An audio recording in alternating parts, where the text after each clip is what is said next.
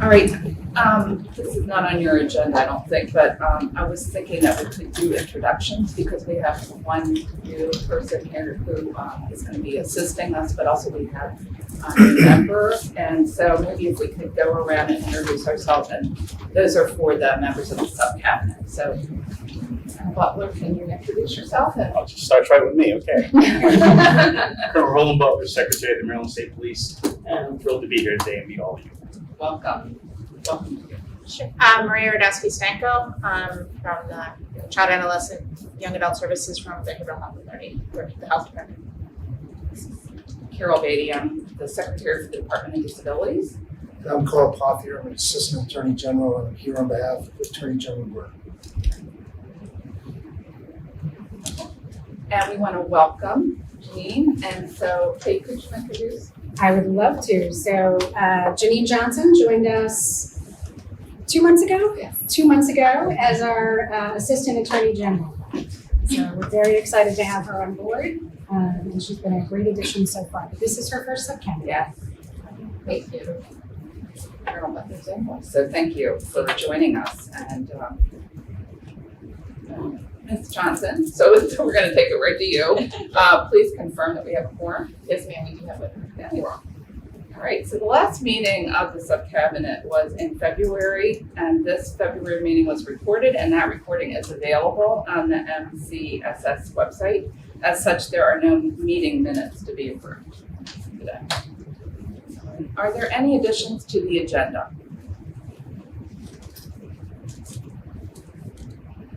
Seeing none, so there are no additions, and the agenda approval requires a motion, a second, and a vote. So do I have a motion to approve? So move to approve. Thank you, Carl. Second? Second. Thank you. And I'm going to call a vote. All in favor, say aye. Aye. Thank you. Great. So we're going to begin our meeting with an update on the 2023 legislative session. And Kim Burkheit, our Policy Communications and Engagement Manager from MCSS, is going to lead us in that discussion. Thank you. So yes, we were following a number of bills and pretty active working with our legislators. The three that did move forward passed for signature with the governor. House Bill 185, the banning of corporal punishment in all settings, so childcare as well as non-publics, passed. So corporal punishment is banned everywhere in the state of Maryland. House Bill 1066 was actually, it's the establishment of the Commission for Hate Crimes, and MCSS is specifically identified in that as having a representative. So we look forward to the opportunity to collaborate with folks on that commission. And the final one that moved forward and passed, Senate Bill 340, House Bill 745, the anti-swatting Act of 2023. We're really consulting with our partners to see how that's going to specifically impact our local school systems to be able to provide some guidance and oversight for that. So ones that did not pass, but bills that we, again, were really active in working with some folks and allows us the opportunity to have some collaborative dialogue. So even though the bills did not pass, we anticipate doing some of the elements inside of those in collaboration with our partners. So House Bill 515 was the active shooter safety drill requirements.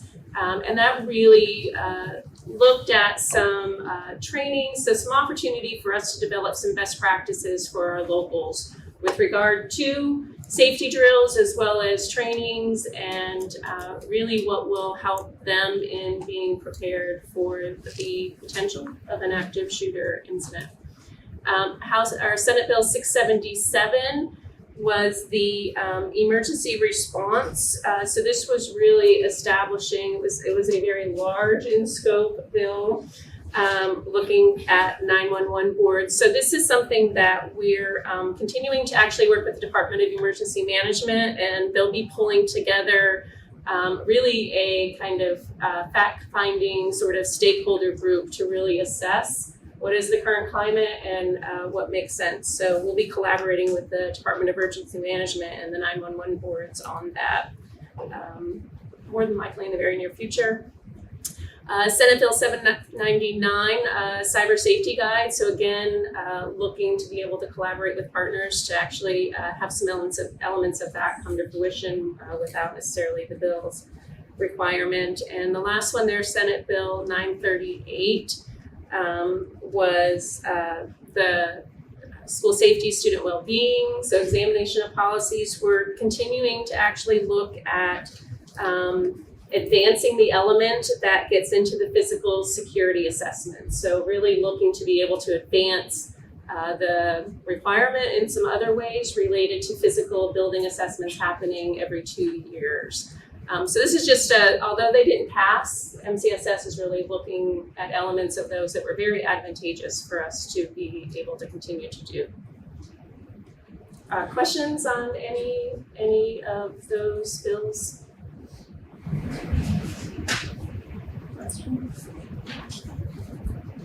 Seeing none, are there any other bills that members of the subcabinet would like to discuss?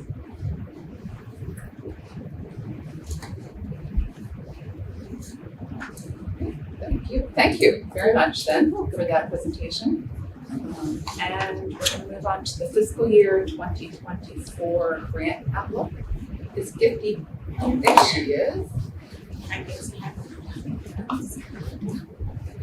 Good morning, members of the subcabinet. My name again is Gifty Parsley. So just wanted to provide you a general overview of the fiscal year 2024 grants. Please note that the amounts that you see are based on the governor's allowance. We have not yet been offered the legislative appropriations for 2024. So the general outlook is looking like we will be offering 5 grants in fiscal year 24. The total amount in grants, it's about 26.6 million. The SRO grant, of course, we've been administering since fiscal year 2020. So we still have the $10 million in appropriations for fiscal year 2024 for the SRO grant. The school safety grant program, which is an IAC grant that we took over in fiscal year 22, is also still available. It will be offered in fiscal year 2024, and the governor's allowance appropriation, of course, is $10 million. The school safety evaluation grant, which is a not so new but new grant in fiscal year 24. The allowance that we got is $3 million, and this is a grant that we had in fiscal year 2019, where the school systems were provided $2.5 million to perform safety assessments at their schools. So we believe, it's been some time since funding was provided for that to happen. So we've been able to request and secure funding. Again, it's in the governor's allowance. You have to wait for the legislative appropriation to finalize all of this. But we have been able to secure the $3 million in funding, which will allow us to, again, offer the school safety evaluation grant in fiscal year 24. We also are still going to offer the hate crimes grant. Again, for fiscal year 24, we were able to secure an additional $1 million in the hate crimes grant. Over the last 4 or 5 years that we've administered this grant, we have consistently received more applications that we've had funding for. So this is going to help us expand the offering and hopefully be able to provide funds for our non-public schools and public schools alike, and of course child care centers. And then the last grant is the Safe Schools Fund grant. It's still $600,000. This is a grant that we bring before the subcabinet every year to review and approve. The goal again is to do the same $25,000 allocation for each school system. And we have seen that over the last few years that we've administered this grant, school systems have consistently come up with different projects that are, of course, within the 10 categories that are in the Safe Learn Act. So that has been successful over the last few years. The one thing that I wanted to mention is one of the grants that we received from the IAC, or we've been administering on behalf of the IAC, is the non-public safety improvement grant. So we've done that over the last 2 years. But based on the governor's allowance, we have not received funding to be able to administer that grant in fiscal year 24. It has been $3.5 million per year over the last 2 years. So that's something that, obviously it's likely to impact the recipients of that grant in the past. The funding for the IAC grants have always remained in the IAC's budget. MCSS has only administered these grants over the last 2 years. So questions in terms of why it's not funded, unfortunately, we will not be able to answer, but we are making ourselves available in case we get questions from the non-public schools related to this grant. And that is all I have for you. If you have any questions. Any questions or questions? Thank you so much. So moving on in the agenda, we are really pleased to welcome. We have a guest from Charles County, Mr. Jason Stoddard, who's the Director of School Safety and Security in Charles County School System. He's here to discuss the proactive collaboration in Charles County. So we're really very pleased to have him here. Thank you. Good morning, and thank you for the opportunity. It's an honor and privilege to be here and to be invited to sit with you and to present to you. As you said, my name is Jason Stoddard. I'm the Director of Safety and Security for the Charles County Public Schools. Lieutenant Clarence Black from the Charles County Sheriff's Office sends his regards. He was unable to make it this morning, so I will do the song and dance by myself this morning. My history, I spent a little over 20 years with the Charles County Sheriff's Office. I retired as a lieutenant. Came to the Charles County Public Schools in 2018 as their first ever Director of Safety and Security as a result of the Safe to Learn Act in 2018. Since then, we built a pretty robust safety and security strategy that I think I would put up against anybody's nationally, with a great deal of help from the Maryland Center for School Safety and the grant programs that Gifty just went over. I was asked today, Kim asked me today to come up and talk to you about some of the collaboration that we have done over the last 4 years and the relationships that we have built. Unfortunately, in my law enforcement career, I had the opportunity to respond to a number of different tragedies, to include the shooting at Great Mills High School. So we learned a lot of lessons. I learned a lot of lessons throughout my career. I'm also a huge proponent of the incident command system and have sit on the Maryland's incident management team, as well as the NCR incident management team. And I started the Charles County incident management team. So it's important to me to that we all work together, because that's the only way government really, really works. So we spent a great deal of time in a preventive posture, in a proactive posture, trying to build as many relationships as we can, because the last thing that I want is for a tragedy to occur in one of our 39 schools or centers, and for it to be the first time that I meet somebody in the parking lot. And I want them to know me as Jason, not as, hey, Colonel, how are you? And now we have to go through the pleasantries. We just need to get down to business, because we know what those relationships are. So this is some of we actually have presented this, me and a friend of mine have presented some of this presentation to a national audience, because this is something that I think it makes so much common sense, but it is so difficult to do. Unfortunately, or fortunately, I think it can serve as a model for not only us, but for nationally, how to build these relationships, because as we see, even in light of the tragedy in Nashville, these things continue to occur. There continues to be issues inside of our schools that we have to deal with, whether it's behaviors or whether it's weapons or whether it's active assailants or community gun violence, which is something that is very new to public schools, I'd say, since 2017. We worried from 1999 after Columbine about active assailants. We've done a really good job of preventing those and responding to those and things like that. But about 2017 is where we started to see community gun violence becoming an issue in schools. Prior to that, schools were kind of off limits. You didn't do your dirt at schools, not anymore. So we're facing a plethora of different things. And when we talk about safety and security, to most people, you're just talking about active shooter events. Absolutely not. Safety and security inside of schools is an enormous project that has tentacles everywhere.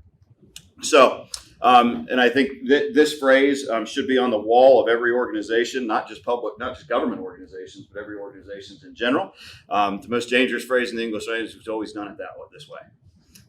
This is famous, especially in my history in law enforcement. Well, why does the policy book say that? Because it's always said that. We don't know, but that's why it's always been there. And the threats in 2023 that we face are far different than the threats that we faced even in 2018. So we have to learn to evolve. Things aren't going to evolve to us. We have to evolve to them. And that's what this presentation is built on. So a little bit about Charles County. We have 47 schools, we have 47 facilities, 39 of which are schools and centers. We have about 27,500 students. I believe we're the 9th largest school system in the state of Maryland. Nothing to really brag about, but we are growing. If you've been to Charles County, you will find that there's about half as many trees there as there ever was, because we are paving and putting houses everywhere.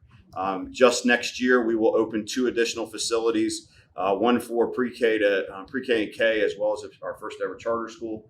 And then the year after that, we'll open another high school or another elementary school. And then 2 years after that, we will open probably another middle school. And we have 5 schools on the line for the next 10 years. That's the growth that we're facing right now. We have about 4,000 staff members. There's about 6,000 people that help us. So we do our office does access control as well. So that's a lot of people moving in and out of our buildings. In the end, we have about 32,000 people a day that are inside of our schools. In centers, that's about 1/5 of the Charles County population.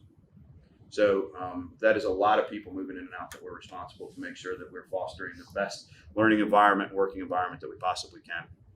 This year, we've seen about a $410 million budget. What most people don't know, and this number is actually incorrect. I just figured it out for a presentation that I did with Mr. Miser back there this weekend. Charles County that says 75% of color. We're actually 80% of color. Most people don't know that. But recently, as of last year, Charles County was determined to be the richest majority county in the nation. But you see right there, we have 36% of our students are on free and reduced lunch. So the wealth gap inside of Charles County is enormous. The largest growing population in Charles County in our public schools is our special ed. We have about 12% of our population that have 504s or IEPs and receive extra services. The Charles County Sheriff's Office has through about 313 sworn members, about 153 correctional officers. They are a full-time sheriff's office. One of the few in the I-95 corridor, I guess you could say, that's still a full-time sheriff's office. With the Maryland State Police and the La Plata Police Department, those are the 3 main law enforcement entities in Charles County. About $100 million budget. They average about 235,000 calls a year. Specifically for our purposes, we have a rather robust SRO unit. We have 19 school resource officers plus 2 sergeants, and then they also have a criminal justice instructor assigned to North Point High School.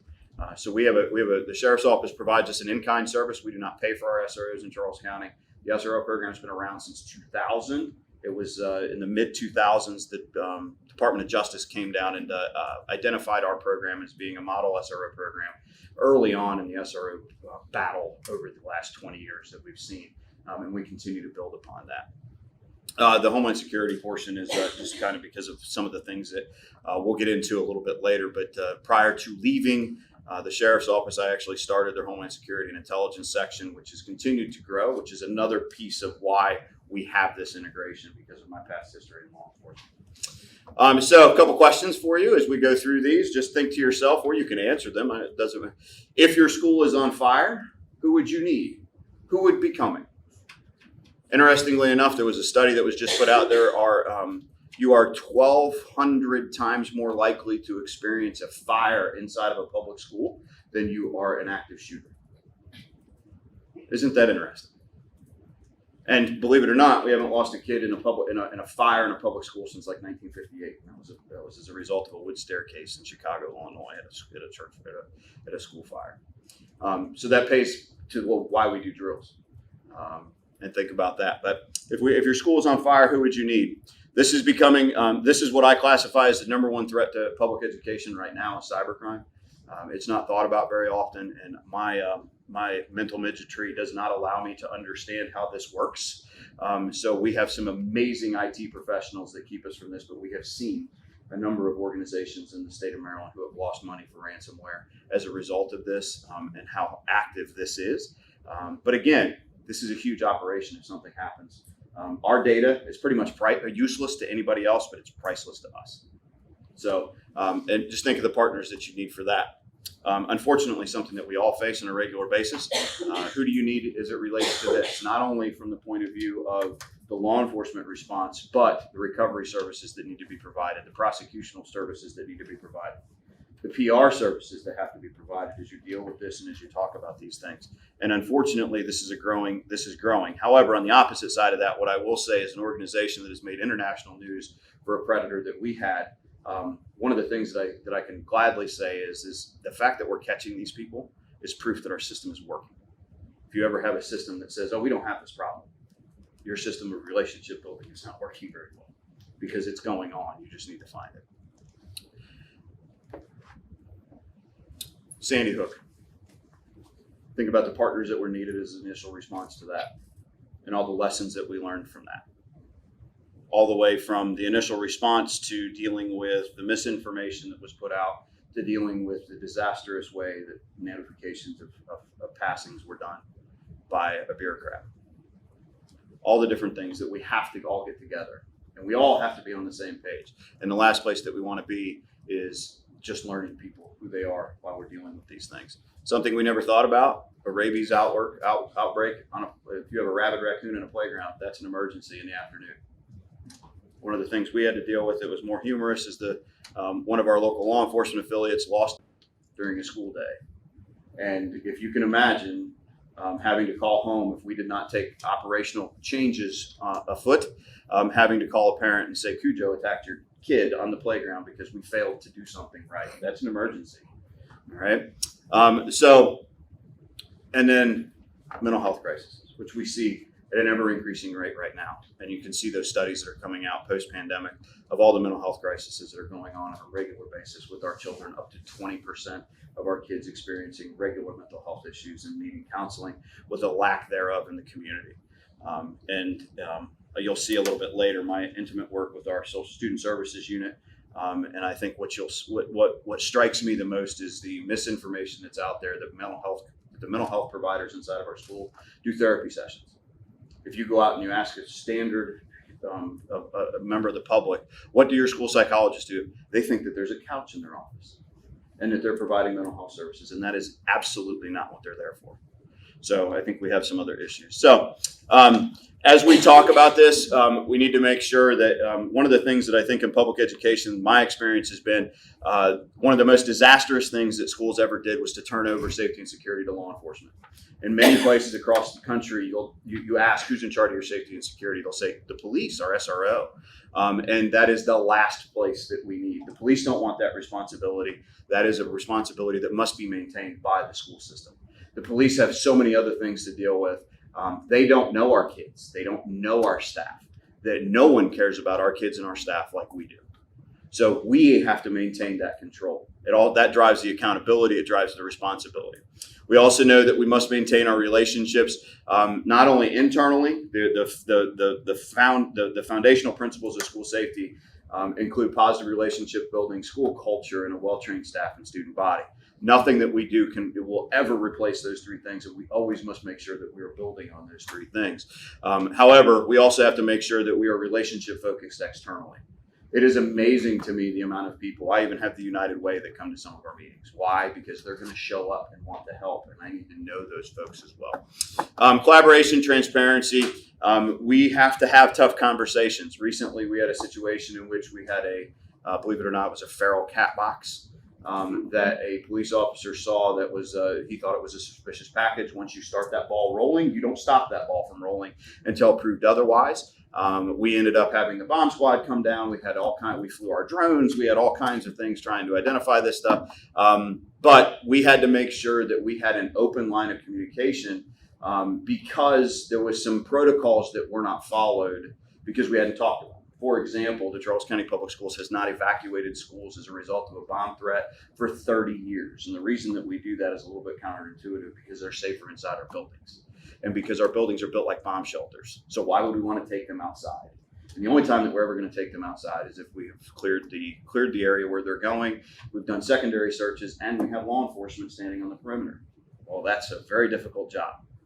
So in the midst of this event, the fire department evacuated one of my schools. When I got there, we brought them right back inside, and then we had a subsequent conversation, tough conversation. Look, these are our kids. You need to make sure that we're following each other's protocols. And that's what we'll talk about a little bit later. We've also found that having a single point of contact is highly important as we have these discussions. In far too many places that you go here for this in the school system, and school systems are gigantic bureaucracies, just like everything else. So, oh wait, we go over here for the facilities person, we go over here for security, we go over here for mental health. If there's one person inside the organization that they can contact, it's the easiest way to do that. So one of the things that we started about 4 years ago was what I call our all hazards meeting and our gang intervention meetings. We hold these about quarterly. And this is an event that we host where we bring in as many of our different partners as we possibly can. And we sit down and we have discussions. We will talk about our policies. We'll talk about what we've added to our safety and security strategies. For example, recently, as a result of the IEC grant and Gifty's and Ron's great discussion points, we were able to be the first school in the state to add artificial intelligence to our cameras for a gun detect program.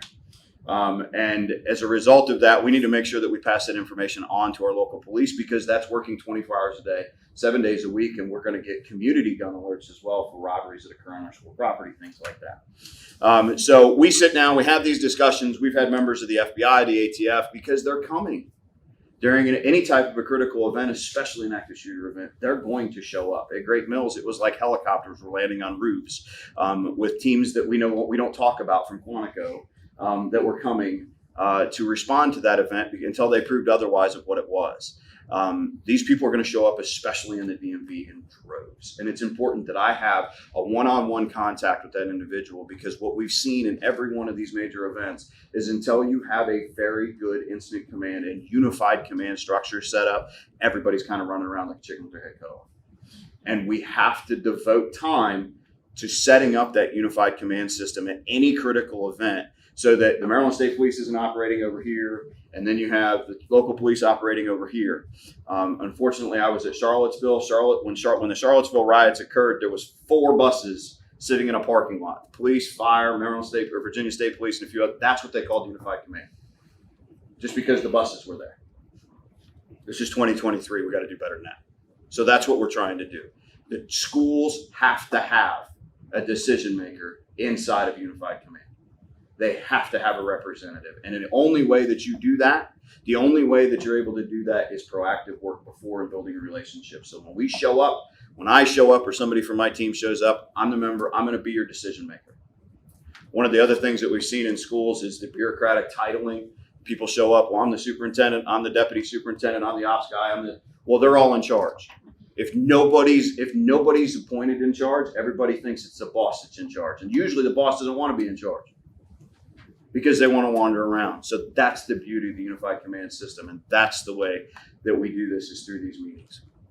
So some of the topics that we may discuss, briefing on critical incidents. We always, for years, school systems have failed they're not very transparent. Well, we had an event, but we're not going to talk about it. Well, we've busted through that door. We want to talk about everything. Why? Because we can all learn from it. And that's what we're after, is for everybody to learn from it. Emergency protocols, our floor plans, which we share through an app, technologies that we're putting into place, and we've even had guest speakers.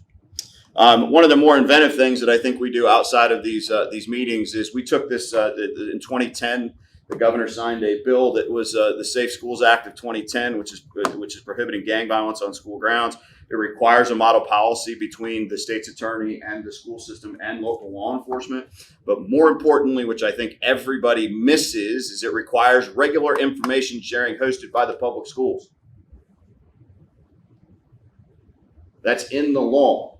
So we're supposed to host a gang intervention meeting. And to my knowledge, I'm not sure if anybody else is.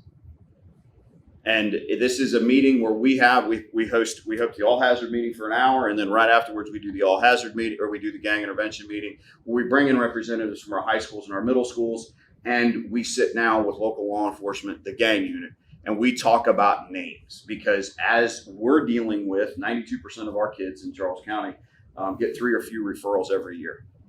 That means we're dealing with roughly 8% of our population as our problem child. What do you think our local law enforcement's dealing with?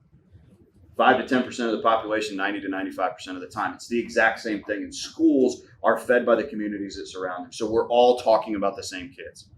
It is another way to collaborate. It's another way. We've even had it where we've shown gang videos. They've showed the YouTube videos that show up. The police will come in, they'll show them, and we'll go, oh yeah, we know that kid, we know that kid, we know that kid. And that's the beauty of this. It took us a while because schools don't want, oh, do I really want to tell the police this? Yes, you do. They're not labeling kids gang members. They're simply trying to keep our schools and their communities safe. And we have a duty and an obligation to help with that. So this is some of the other things. We host them every 6 to 8 weeks. The intelligence sharing, which I just talked about, so I don't want to rehash that. Some of the internal collaboration. Our unit is set up a little bit different. We work hand in hand with a number of different units within inside of our organization. I oversee not only safety and security, but also badging and entry control, our background checks, as well as our staff investigators. So that puts me with fingers just all over the place. So we, working with our Director of Student Services, we help with the reportable offenses, which I know is a challenge for most law enforcement organizations across the country or across the state. There's roughly 72 reportable offenses currently listed in our own law that schools are supposed to be notified anyone under the age of 21, not just 18, when there's an arrest that are made. By law, codified that we're supposed to be told, but it is a challenge across the state. Which we don't know what we don't know, and it's just another block for most law enforcement officers to fill out. And there's usually no way to share that information. But we have found it to be very, very helpful. We also help with the tragedy response. We have the Handle with Care program. We were one of the early adopters of the Handle with Care program under Governor Hogan, which we greatly appreciate. And then our investigators, our staff investigators, also do all of our Title IX investigations, which, as you know, are very complex and complicated within the K-12 environment and far-reaching. Our human resources, we work hand in hand with our human resources on our policy creation, lots and lots of training, staff misconduct investigations, and we also do the EEO. Special ed, one of the things that we have done this year, because special education and the requirements of 504s and IEPs are very, very large and very, very intertwined with a lot of restrictions. And what we found is a lot of bruised relationships. Even within inside of our organization, because special ed is running their program over here. The schools are trying to keep things safe, and in many times it's very difficult to cross. So what we started a think tank where we sit down with special education. We're trying to rebuild that relationship at the central office level by providing some clear-cut documentation of things that are supposed to be done, as well as trying to rebuild that legitimacy with our special education program at our individual schools, which is much needed because we're all supposed to be there for the kids. And then we also work with our school administration. One of the most important things that I think that we do, I unfortunately ran the COVID response for the Charles County Public Schools. I was Mr. COVID. I have the scars and the bourbon drinking problem to prove it. As a result of the continuously changing guidance, we started doing weekly town halls. And after COVID was over, we continued with that. So now we do a safety and security town hall once a week on Thursdays at 1 o'clock in the afternoon. So I'm in front of all our administrators every week talking about safety and security. It is that important to our organization. We are reminding people, going over events that have happened. We did a debriefing last week of the near tragedy that occurred on a PG County school bus. Where a kid was almost assassinated. And that is very, very scary. So those are things that we see in the news that we need to be talking about to put in the forefront of our schools. So that pretty much ends. As I teach around the country, I think that I do some equations to keep in mind to remember things on what people ask all the time. Well, what is trust? How do you define it? And these are the things that drive us to do what we do and trying to build all of our relationships and to maintain those relationships and to ensure that we're being leaders in the country at being proactive to keep our kids and our students safe. So with that, what questions do you have for me? I have a couple questions. In your first slide, you referenced badged individuals. There's 6,000. What is that? I should probably know it right now. So every one of our employees is required to carry an access badge or a badge that shows that they're currently employed. And we have about 4,000 employees, but on top of that, we have a number of different contractors that go in and out of our schools. We have coaches that are not employees of ours. So we have about 6,000 people that have access to either one or more of our buildings at any given time. Okay. And then just broadly, you were talking about the Unified Command Center. I'm just wondering, generally speaking, when something goes down, how do you manage all the stakeholders showing up, trying to take control of the situation? I mean, talk about the communication beforehand, but have you established, do you do MOUs with all these guys? Do you have, how do you arrange for that? So we have long-standing MOUs that with the sheriff's office. Let's say we've got a long-standing MOU with the sheriff's office, but they're not going to be the only partner that shows up. We have, and Charles County is volunteer fire departments. So we have 16 volunteer fire departments, and it's 16 different people. And so no, we don't have MOUs with them. Through this work and through the understanding, and I guess for lack of a better way, the respect that we've created with each other, it is imperative, and we all know that when we get together, we have to run a unified command. No one person is in charge of any event at a school. It's a group of us that are in charge. You may be the primary as they call the spokesperson, because during the initial response, it's going to be law enforcement. And then as we transition from law enforcement, it very well could be EMS, because now we're having to pull people out. And then as we transition through those phases, but we must have a representative from the school system that is a decision maker. We can't have somebody sitting there, and far too often what you see across the country in these events, they'll have somebody just sitting there that's more of a scribe for the school system instead of a decision maker. My superintendent and my previous superintendent have provided me with the opportunity during the middle of the crisis that I'm the decision maker for the school system as it relates to that crisis. Now, as it relates to reunification, as it relates to, what time are we going to end the school system, how are we going to deal with the other schools? There's still some maintaining of that, but we're not fighting over titles. And that comes from relationships, exercising, sitting down and having those hard conversations. One of the things that I have a police radio, so I can communicate immediately with all the public safety on the scene with a call sign and listen to their responses. We have complete interoperability, which allows that to happen. So when who has sorry to interrupt, but who has the actual authority in the chain of command? I mean, for instance, the police are responding. Are you the top? Or is it the law enforcement is on site, you see the control to law enforcement, your relationships have established the notion that they're going to consult with you during the process, but when it comes to making the call on going in, whatever it might be, but is it law enforcement or is it? It all depends on the situation. If we're talking about an active shooter event, I'm not asking law enforcement to stand by until we can establish a unified command system before they make entry and go hunt the bad guy. Right. They're just going to do that because they're trained. However, that event is not going to be over in 10 minutes. That event they're going to continue to do the things that they do. The first responding officers are going to show up. Then the next group of responding officers are going to establish unified or an incident command at that point. And then as more public safety partners begin to arrive, the unified command structure is going to be built. If it's, for example, if it's a hazmat, we've had that before. We've had a hazmat situation where we had a chlorine leak inside of a school. That's just as dangerous and just as devastating. So fire department's going to be the lead for that. But inside of that unified command, I'm going to be sitting there because those are my kids. That's my staff that I am there to represent their best interests. And without a school system representative sitting on that unified command, they will get forgotten.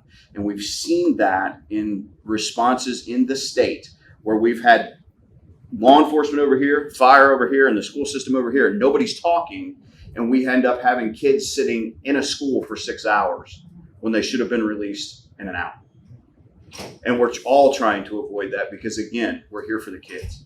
We're here for the safety and security of the kids. And we all understand one of the topics that we talk about all the time. Schools run on schedules. It's much like when you're directing traffic at a stoplight. If you ever see a cop directing traffic at a stoplight over the last 20 years, They have gone from, I'm the police standing in the middle of the road waving traffic, to there's a stoplight there, I'm going to use it, because that's what people recognize. They recognize that red light and they know what to do with it all the time. So as fast as a police officer can get back to utilizing the stoplight instead of waving traffic, that's what they're going to do. It's safer for them. A school's no different. We run on schedules. We know that schedule, even if it's a minute off, screws up our entire day. So we want to get back on schedule as fast as we can. So we're trying to figure out if we don't have to hold dismissal, or we can dismiss out of a second door. When law enforcement shows up, they're going to shut down the whole school. Well, if everything is safe, there's no reason we couldn't work out a plan to dismiss out of a different door that doesn't take the kids by the crime scene, that doesn't affect the crime scene. There's no reason that we can't do that. One of the things that we learned at Great Mills after the Great Mills shooting occurred, rightfully so, when the police show up at any event, they want to do interviews. So when there's a shooting in a school, there's potentially 1,200 witnesses, depending on how large the high school is. What do the police want to do? 1,200 interviews. Well, our priority is to get those babies back to their families, because that's where they need to be. When can the law enforcement do those interviews? Later. We did attendance. We know who was at school. If you need to interview those people, we can interview them later. But and that caused a conflict at the Family Reunification Center, which we can avoid as long as law enforcement understands we have attendance. You can interview the people that saw the event, that were right there, but do you really need to interview the person that was in PE? Those people need to go back to their families and they can be interviewed later. But those are those tough conversations that you have to have beforehand. Any other questions? Jason, I think you did a great job kind of describing the organized chaos that is the ICS system. You have to put your ego aside and start problem solving. Can you talk a little bit about your interaction with SMIC, the Southern Maryland Information Center? So, as a matter of fact, I was on the phone with them this weekend. The Southern Maryland Information Center was established many, many years ago with Calvert, St. Mary's, and Charles County having representatives. They are a clearinghouse and an investigative body to help law enforcement collect information, intelligence, and investigate information, investigate incidents that occur in Southern Maryland. They are, I believe they're listed on our slide, they are a priceless member of our quarterly meetings that we sit down and we bring people to. They sit through our gang intelligence presentations as well. And we work together to share intelligence. So one of the things that I think schools, we established an intelligence unit in our unit as well. And my person who runs intelligence, we send out safety bulletins just like the police do. And it's imperative that we can have that non-classified information shared with us as well. And I still have tentacles in DHS and at SMIC and a bunch of other places where we're sucking in as much information as we can to hopefully process that and create that into intelligence. And SMIC plays a key role in that. I think that we always can improve on what we can share. Because just like the federal government, we overclassify everything.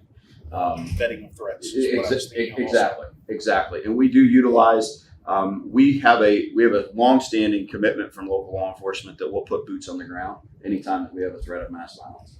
So if we have a threat that comes in on a Friday night, we immediately contact local law enforcement, and local law enforcement will, at 2:00 in the morning, go knock on some kid's door who was playing Call of Duty and screamed into the thing, was bringing a gun to school on Monday.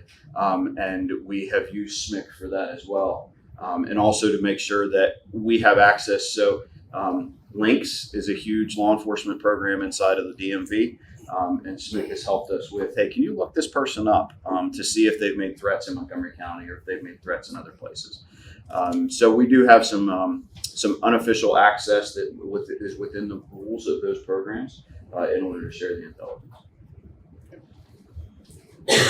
So, two questions and one place to make sure that you're connected if you think it is an alliance, and I think it would be. To the latter point, you're dealing with a crisis, big picture, school shooters down to the lower level. The Behavioral Health Authority is dealing with the individual level crisis, and there's often a connection between the two, and you presumably need to be responding. So St. Mary's County has a contract and if not awarded, to be awarded recipient for a mobile crisis team. should be responding to everybody regardless of age, regardless of insurance, blah, blah, blah. So I want to make sure that you are aware of both that St. Mary's is covering Charles, and that team knows how to interact with you because they envision should have the ability to come in and respond in the schools as well. It varies across the state what districts are allowing, but just wanted to open that conversation up. And that also goes to the 988 resource, potentially how that responds to 911, presuming 911 interacts with you. So are you familiar with that? And if not, we need to get your team aware of what's going on in that space. So I am specifically not familiar with that. I am familiar with the Charles County CISM team that was built off of the model from Anne Arundel County's police department CISM team that they have. But at the same time, the tragedy response portion, the mental health care portion, is spearheaded by our Director of Student Services. I am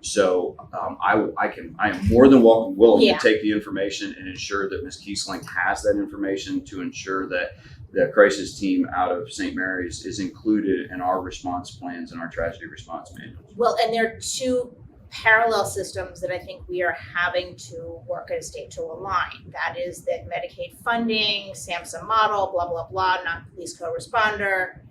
Police can be around, they should be an additional member if needed, but the people that are directly engaging should not be the police officer in an ideal world. Handcuffs, police officers, 6-year-olds, not ideal.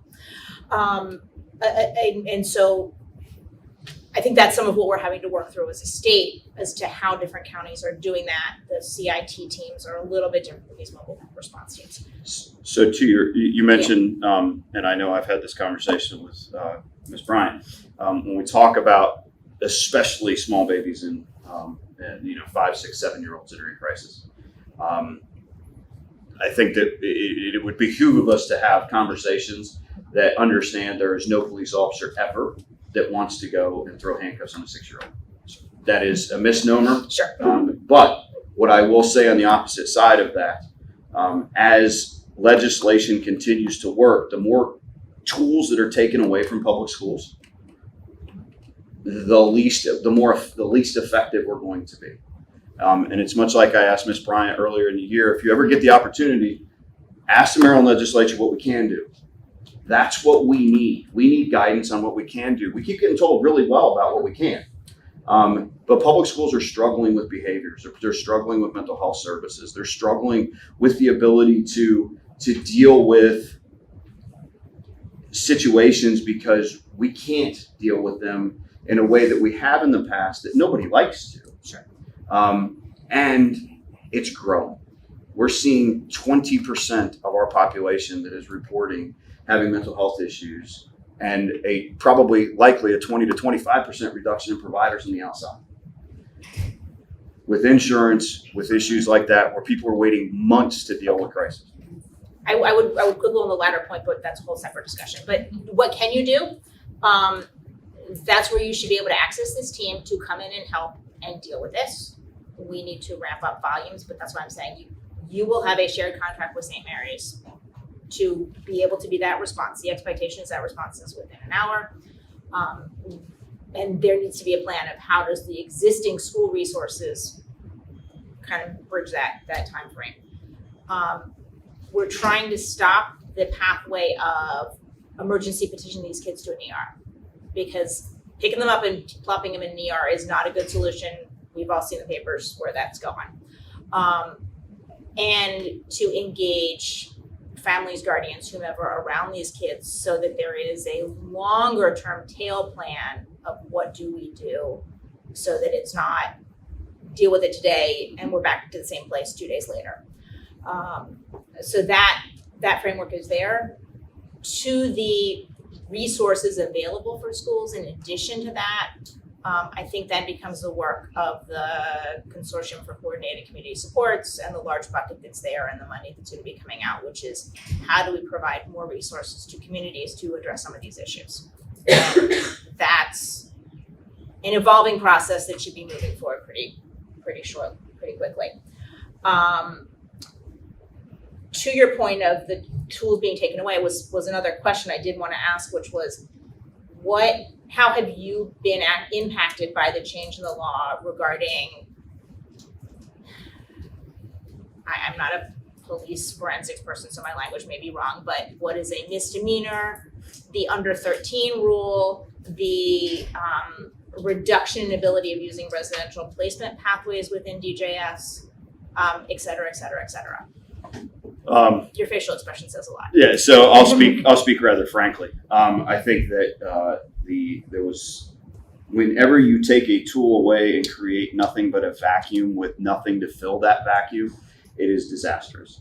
It is much like the argument of let's take SROs out of the building but not replace them with anything. It's just we're going to take them out of the building, and I think that's what happened. As working in local law enforcement for as number of years that I did, the Department of Juvenile Services name was changed decades ago from Juvenile Justice to Juvenile Services. They were a deferral organization that provided referrals for kids who needed help due to criminal activity. And now there's nobody doing it. It is my understanding, and I'm not local law enforcement anymore, but in speaking with this police department, that there's supposed to be a SINA report or SINS report that's done. A child in need of services, anytime that there's a kid that's under 13 that can't be charged with a criminal activity or whatever else. And then that goes to the Department of Health and Human Services, I believe. It goes, we don't have any jurisdiction over this. We don't have the time nor the effort. You take it to the Department of Juvenile Services for an assault, a threat of mass violence, or something along those lines for a 12-year-old who did something like that. We don't have any jurisdiction over this. There's nothing that we can do. So we created a huge vacuum. I think that there was lots of advocacies that talked about charging of students. The Department of Juvenile Services had not been a punishment or punitive organization in a number of years. They had ever decreasing the amount of placements from Boys Village to Waxers to the camps up in Western Maryland. Very few students or children ever ended up there. When we use words like charged, that means to the average everyday citizen, they think that we're throwing away the key. I teach at a local school or at a local college, and I asked this exact question to my students who are at the College of Southern Maryland. And every one of them were like, kids shouldn't be arrested. They shouldn't go to jail for an assault. Well, that hasn't happened in Maryland in decades, if ever. So we use these voluminous terms in order to make a change in legislature that, in my opinion, and I think in most people's opinion, has done no good for not only society, but also for these kids. There's no court, nothing holding things over these families to get help for these students. You mentioned it earlier as you were speaking about healthcare. One of the things that we find is when we don't have anything to force families to get the help, that self-recognition is one of the first steps that we must have in order to get these students the help that they need for mental health. And when you have a family that either refuses to acknowledge that there's something there and blame everything on everything else, whether it's the system or whatever else, and without anything to say, no, you're going to go to this, it makes it very difficult. We have an amazing community, I think it's a community coordination council that has some amazing resources that can be offered to families. And we are about 97% of families that refuse it. So to circle back, I really think that we need to look, there needs to be some look at what happened with the vacuum that was created. Because in essence, a 12-year-old can go steal a candy bar at the local 7-Eleven every day, or damage your property, steal your car, which we've seen over and over and over again. And then when you look at only threats, only major events can be charged, only the crimes of violence can be charged, is a possession of a handgun by a 12-year-old, even something that can be charged under the 12-year-old statute. Now, if they pull the trigger on somebody, that's a whole different story. But when we look at, I think there was some good intent there, but the results have not been good for our kids or our state. Mr. Stoddard, I have a question. Obviously interested in the special education piece that you talked about and the think tank. And I'm assuming that what you're experiencing in Charles County is similar in other local school systems. So when I think about a think tank, I think people come together to problem solve and Who's involved in your town? So this was an idea that our office came up with along with our Office of School Administration and Leadership because we had such fractured relationships between our special ed department at central office and our schools. There's not enough people with special ed to go around. There's not enough IS and the individual services people, folks. There's not enough case managers. And one of the things that we found early on as we started looking at human resources data was the largest percentage of our teachers that were leaving with prejudice were our special educators. And they are one of the smallest representatives of overall employees of ours. So we tried to dissect a lot of that. And what we were finding in our exit interviews was the fact that lack of supports, increased workload, things like that. So we have a problem. As we all know, we're facing a teacher shortage and a retention problem. So anything that we could do to identify how we can make it better. So we brought members of human resources in. We brought members of course our special ed department in. We brought members of our Office of School Safety and our office involved. We brought principals in because those are the boots on the ground that are like, wait, how come everything is a manifestation? And then you begin to have these discussions. Well, our data only says that 53% of these cases are manifestations, but the perception is every time a child does something that has a 504 and IEP, it's a manifestation of their disability. Thus, the consequences are less. Well, we have a perceptional problem, but we also have a processing problem. The other thing is that when you look at trust and legitimacy across our organization, we had to do something to build that. One of the things that we found early on in speaking with the schools was it felt like from them like it was a shadow campaign of what we had to do to jump through hoops to have a child be held responsible or have consequences given to a student who had the special education protections. So one of the first orders of business was to create a checklist. Something as simple as a checklist of what needs to be done. Some of the amazing conversations that came out of that was an introduction of a concept that apparently Montgomery County knows about. We didn't. It's called 11th day services. And we've been able to implement that. We're working on a process to implement that. We've been able to review for many, many years in the Charles County Public Schools, if you suspended a student that had a special education IEP or something like that off the school bus, that was considered a suspension day. Well, apparently that's not in the law. So there needed to be some changes. There needed to be some evolutions as that law continues, as those laws continue to change and move around. So by just sitting down and having those tough conversations, I believe it's helping, and we're starting to see, wait, we're all on the same team. And I think that's what's so important. And if you dig down into many organizations, you'll see, well, it feels like special ed runs this whole organization. Well, no, not necessarily. That's the perception, but we have to have those conversations. And far too often, we're dealing in silos, not only at the schools, but also at central office. Well, this is my silo. I'm not going to tell anybody. And we can't, this is 2023, and we take a lot of taxpayer money. Our taxpayers deserve better, and they need better. So we're trying to break down those silos as best we can. Any other questions? If not, we so appreciate you coming in and sharing this really important information with us. And this is a great opportunity to have us learn a lot more about what's going on in the school system. So thank you very much. I would be remiss to thank Giffy and please beg you to continue to give us maintenance of effort money, because, and we can have a whole nother conversation about the grants, but it is highly important that we continue to see, even like the IEC money, which dries up in FY2026. That could be disastrous if we don't see that continue. Or the change of the SRO adequate coverage grant, or changes to the school safety grant, which has dropped from $10 million to $600,000. That has been a huge hit on us locally. So anything that you could do to help, we would greatly have to help with that. Thank you so much. Thank you. And now I'm going to turn it over to Kate and her staff to give us some updates. Do we have the clicker?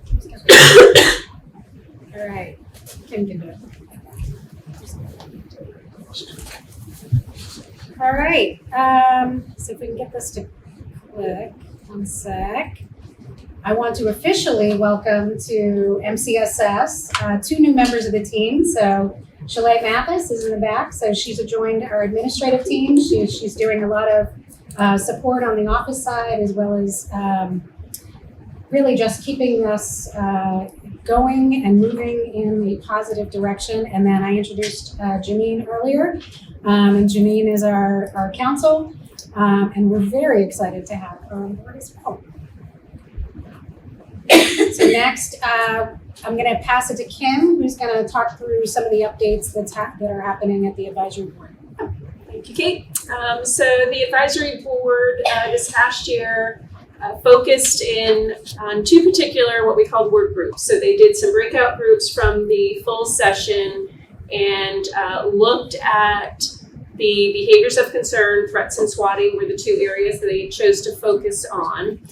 The intent of those work groups was to really kind of identify the scope of the problem and then what would be some proposed recommendations to MCSS related to that. So the first one, the behaviors of concern work group, we had 3-4 meetings, really well attended, very dedicated individuals who were very poignant in their thinking, and Tia McKinnon, actually from Charles County, is a member of that, and Tia's words to not admire the problem, but to really focus on solutions and what are ways that we look to advance pro-social behaviors within our school environments that advance learning.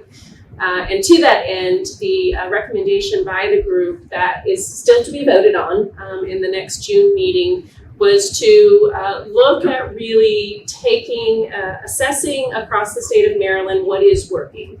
So there are some highly effective programs and strategies being used in many of our Maryland schools, and elevating those. So being able to identify some appropriate and effective strategies that we then at MCSS develop a 3-4 webinar series. So we look at a variety of opportunities to be able to advance these approaches across the state to others that are in need of some support. The threats and swatting work group, again, met several times. And really kind of an overview of that conversation was that the way in which threats come to locals varies substantially, and that it is critical that the what we do at MCSS is equally varied, so that we are conscious of thinking about that variety and the importance, and I think Jason has illustrated this very well, the importance of collaboration between law enforcement and school personnel in responding to those incidents when they occur, and then how we communicate with the public. So the recommendation to MCSS is for us to really look at developing kind of some simple infographic documents that can be delivered and used by local, both law enforcement as well as school-based personnel and other partners, that helps folks to have sort of a checklist of what to do, right? So when a threat is received in this method, here are some of the recommended steps. As well as then some boilerplate communication. So creating some kind of boilerplate communication statements that folks can adapt but have ready to be able to go out quickly to the public based upon the situation that occurs. So the last thing on advisory board, as you all know, we are very big about advancing our student voice. Are excited about the work that Henry Miser, who is in the back, and Henry moves on from us actually now, since his last subcabinet meeting. But Henry has been an amazing representative of students across the state, and we appreciate his work. But we have some exciting stuff kind of going. We've learned a lot with Henry in the last 3 years about what works for students, having that student voice. So I'm excited about that work continuing too. Okay. All right, I'm going to pass it over to Ron to talk through some of the activities and emergency preparedness. Thanks. Good morning. So Jason did a nice intro to this. He talked about, the necessity of practicing unified command, the necessity of testing your plans, and getting to know the people that are going to be there and show up when you need something. And that's exactly what this slide speaks to. So we have two projects. One of them is ongoing. It's been ongoing since the beginning of the school year, called Are We Ready?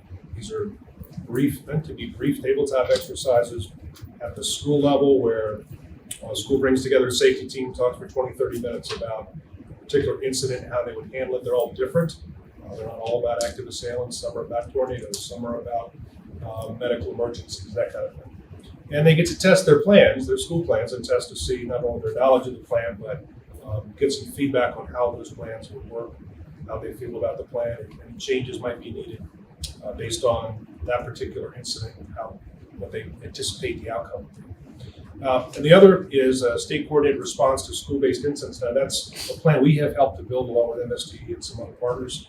MDEM is included to craft a plan for the state to respond in certain large incidents when, let's say, a jurisdiction like Jason's might have a big incident. That kind of goes beyond what resources they have and what we can bring as a state to the table. That's going to be an exercise at the end of June, bringing folks together, and we're going to talk through a tabletop, larger scale tabletop, and see if we can test some of the some questions related to the response plan. Next slide. Quick update on Safe Schools Maryland, our tip line. None of us reporting tip line. So these are some numbers. So far this current year, 756. At that pace, it's important to note that we're about 120 so ahead of where we were last year around this time. My math is correct. So school year total for last school year was only 770. This year is only 756. We have a ways to go. Could be a couple reasons for that. We haven't dove into that too much yet. But I know our marketing, we're getting a lot more tips regarding certain things. One the other night, about 30 tips or so regarding an appropriate post on social media. Young man with a gun. We received about 30 tips at least. I was trying to count them all. So folks know about us, and if they see something, they're telling us. And that's important. Since inception, since October 2018, we have 2,533. Those are the top categories. Bullying, cyberbullying tends to be the top one. Year in, year out, it's pretty close. Or assault, intent to harm others. Be next. Those tend to involve school fights, kind of thing, or planned retaliation. Next slide, unless there's questions. Wait. And so I'm the regional manager that also encompasses training and certification. We have a training class going on today. One of our mandates is school resource officer and school safety employee training. So far to date, this school year, we have 107 SROs who've been trained, just over 400 school safety employees. Big uptick in school safety employees. A lot of school systems, I know Jason's included, are now adding some school security, where in the past they relied solely on SROs and more cameras on them. And so they've been training up a core of school safety employees. Kind of new thing for them, but it's also put a burden on us. But we got several more before the end of the school year going another 100 or so. So that looks, it's going well. It's a big 70-hour program. We've got a lot of positive feedback on it. Some of the information in that video, we're not going to play the video for you for the sake of time, but it's a lot of school resource officers weighing in on the value of the training, the value of their job, how they build relationships with students, and how that helps both the police and students and the school system. And last but not least, Allegheny Community College, through an agreement, is now offering 5.6 continuing education units for each of our graduates from the school.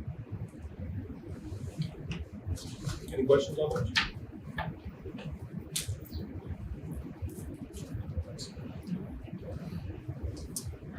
So I'm going to ask Jess to come up. She's going to talk about our conference. Jessica serves as the co-chair for our conference committee. Good morning, Cabinet members. Our annual school safety conference will be happening on July 19th and 20th, Turf Valley Resort in Ellicott City. Our goal this year is to have approximately 500 or so attendees. In the past, we've averaged about 300. Currently, we're at about 350 registrations to date. We are excited this year to have a couple of new opportunities. We are doing a lead-in webinar that will be free to everyone in regards to talking with Gen Z. We've had over 49 proposals come in for our call for speakers, and we selected 21 different speakers. We'll have offer 18 different breakout sessions, 2 general sessions, and 1 large keynote, which will be held by Mr. Bernie James. And the topic for that keynote, excuse me, Mr. Bernie James, the topic will be behavioral threat assessments, training in child protection, and school safety, a message for the courts. So we definitely hope that everyone will attend and join and spread the word. We'll be having topics in our breakout sessions from restorative practices to emergency preparedness, bullying, Maryland School Mental Health panel. We'll have a panel that will also be talking with some mental health professionals within the Maryland school system. So we're looking forward to that and approaching more on the mental health side.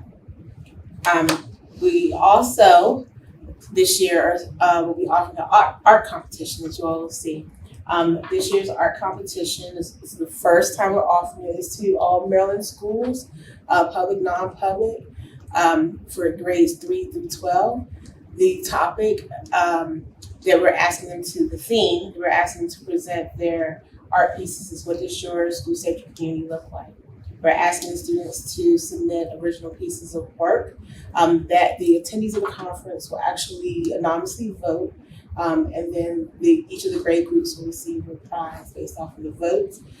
We're excited. We did get permission from the House of Delegates. So all Maryland students' artworks that are submitted will be showcased at the House of Delegates office. And we are also requesting that it be showcased at the Department of Education in their glass front on Baltimore Street. So we're excited about those opportunities, as well as the pre-registration. We plan on offering a workshop on tabletop exercises, which Mr. Pierce talked about, and hope that we have a good turnout and be able to walk through with some of our community and staff partners on some tabletop exercises. Any questions in regards to the conference? No, thank you. Thank you so much. Okay. So behavior threat assessment, 2018 Safe to Learn Act really defined several elements that MCSS was responsible for. The model policy was the initial one that was rolled out in 2018.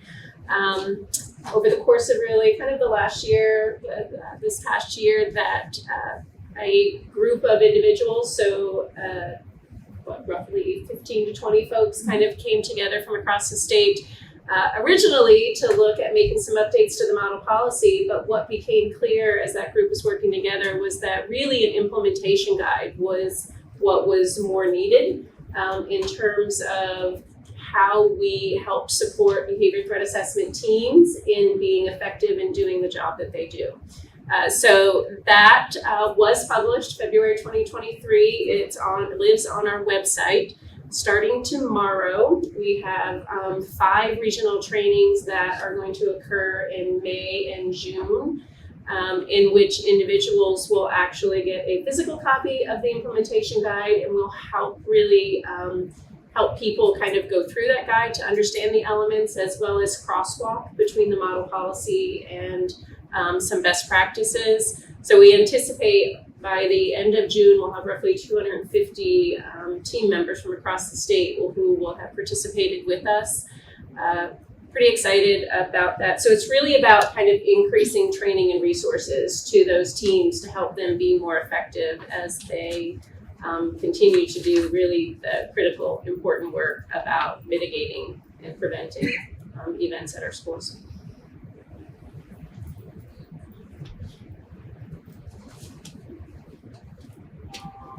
Question?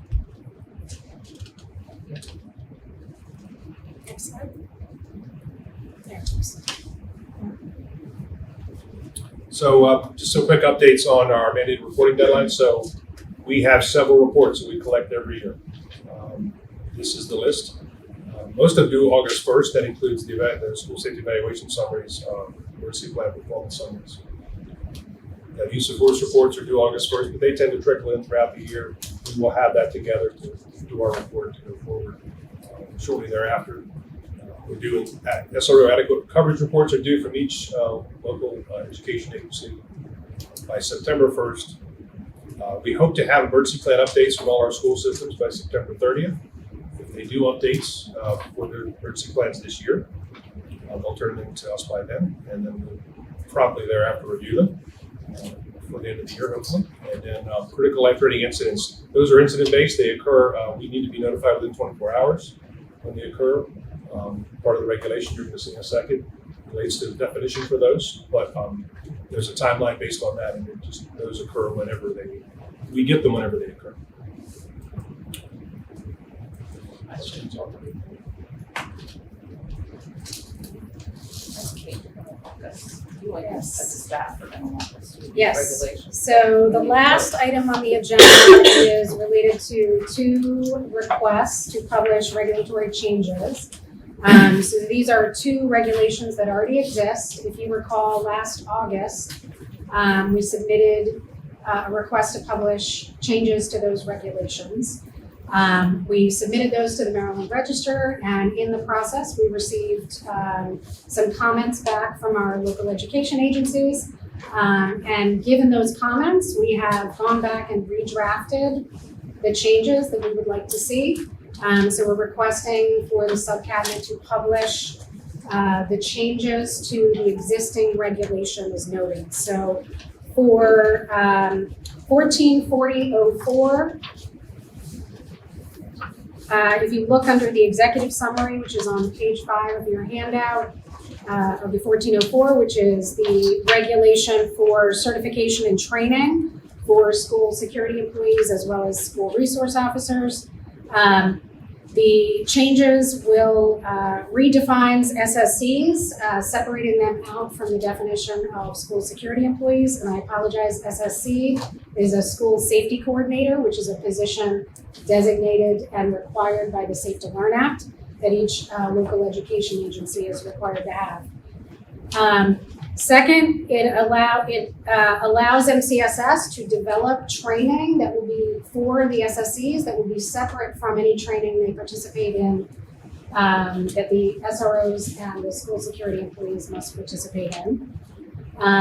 It removes language related to the original curriculum. There was some language related to timing, how long the training was. So we sort of stripped that out, give us a little more flexibility to update our training as needed. And then it modifies and clarifies language regarding what happens if somebody comes on board as a school resource officer or security employee after the start of the school year.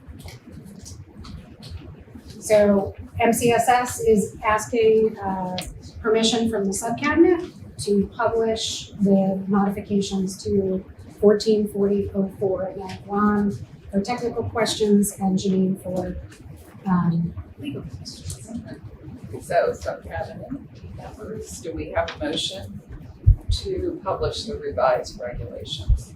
I'll move to authorize publication. Well, thank you. And a second?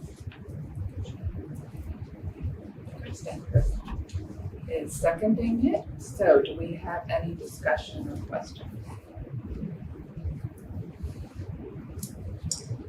No? Okay, so all in favor, please state by saying aye. Aye. Aye. Any opposed? Any abstentions? Okay, so that passes. Okay, thank you. All right. The next one. And the second is for 144005, which is regulation related to critical life-threatening incidents that Ron was just speaking of. So the major changes here, again, this is on page 3 of your handout, is modification and clarification of the definition of a critical life-threatening incident, modification to the timing for the after-action reporting, and a requirement on our agency to develop guidelines to assist school systems in their reporting of critical life-threatening incidents. So we're requesting that the subcabinet give us permission to publish these to the Maryland Register for public comment. We have a motion to publish. I actually have a quick question. What is the federal statute of 18 USC that's referenced in B, subsection 3? I'm sorry. So there's a reference it's for serious bodily injury in subsection D. I'm just curious, if you know, I'm just wondering what that reference is to. I don't recall specifically where that is, but it is a definition that is included in serious bodily injury. So the way that the regulation reads previously is that it only took a couple of these portions of sections to define serious bodily injury. So what we thought would be better would be to just utilize the entire definition from that. If you'd like, I can look it up quickly to see where we pulled that from, but we pulled it from the regulation to make sure that it was just consistent in terms of how serious bodily injury is defined. Yeah, okay, I get it. We'll look for a standard definition, and that's where it is. That's what it Yes, was. that's where it was found, yes. Thank you. Did you have another question? Nope. Okay. All right, then, do we have a motion to publish this revised regulation? I'll move to authorize publication. Thank you. Second. Sounds good. Thank you. All right, any further discussion or questions or notes? And if not, I'm gonna call a vote. So all in favor, please say aye. Aye. Any opposed? And any abstentions? All right, thank you very much. Thanks, Kate, and thank you, team, for the updates and for preparing this information for us to vote on. Is there anything else from MCSS or from the members of the Subcabinet for today's meeting?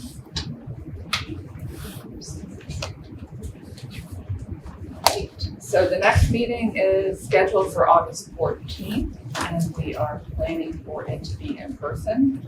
If that changes, we'll let everyone know. And brings the meeting to an end. So can I have a motion to adjourn? You're my go-to. A second? Thank you. All in favor, say aye. Aye. All right, thank No, you. I'm gonna keep everybody here for the next 4 All right, thank you so much, everybody.